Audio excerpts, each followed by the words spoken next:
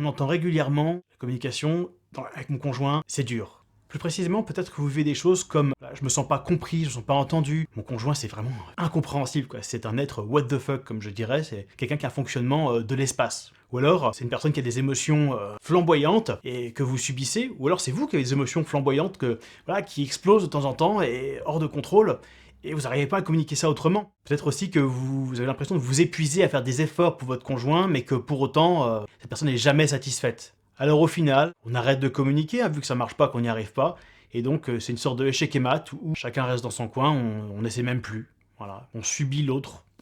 Et si on pouvait y faire quelque chose? Et si ça pouvait être mieux niveau communication? Il peut y avoir des problèmes de fond, par rapport à qui vous êtes peut-être pas très compatible avec cette personne-là, mais surtout, la majorité des difficultés qu'on voit sont des problèmes de forme. C'est la manière dont vous êtes en relation avec votre conjoint qui fait la majorité des résultats pas beaux qu'on veut éviter. Donc voilà, on va vous inviter à bosser la forme, sans changer qui vous êtes et qui l'autre est, sans changer le fond, juste la forme.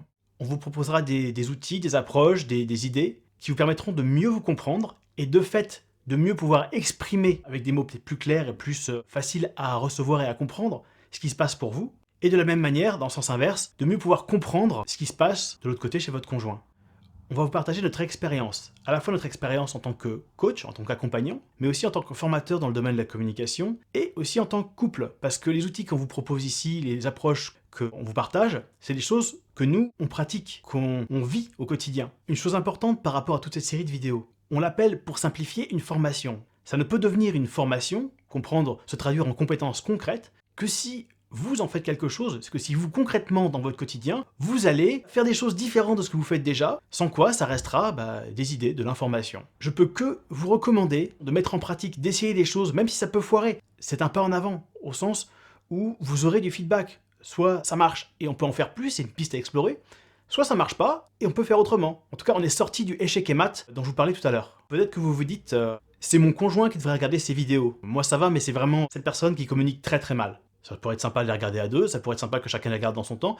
En même temps, pour l'instant, c'est vous qui êtes là. Et il y a un certain nombre de choses qui sont dans votre juridiction, que vous pouvez faire pour soit mieux vous comprendre, mieux exprimer les choses, soit mieux comprendre, mieux recevoir, mieux inviter votre conjoint à partager ce qui se passe pour lui. Bref, il y a déjà plein de choses à faire avec juste vous. Je voudrais terminer cette vidéo sur l'invitation que je vous proposais tout à l'heure, à savoir essayer de nouvelles choses. Oui, ce que vous allez essayer marchera peut-être pas bien, ça sera hésitant, ça sera peut-être pas très naturel au début. Et en même temps, c'est comme ça qu'on peut apprendre, c'est comme ça que les choses vont pouvoir évoluer. Mon incitation, c'est vraiment passer à l'action. Transformer cette information en compétence, dans votre intérêt et celui de votre couple, de votre conjoint et des gens qui vous entourent.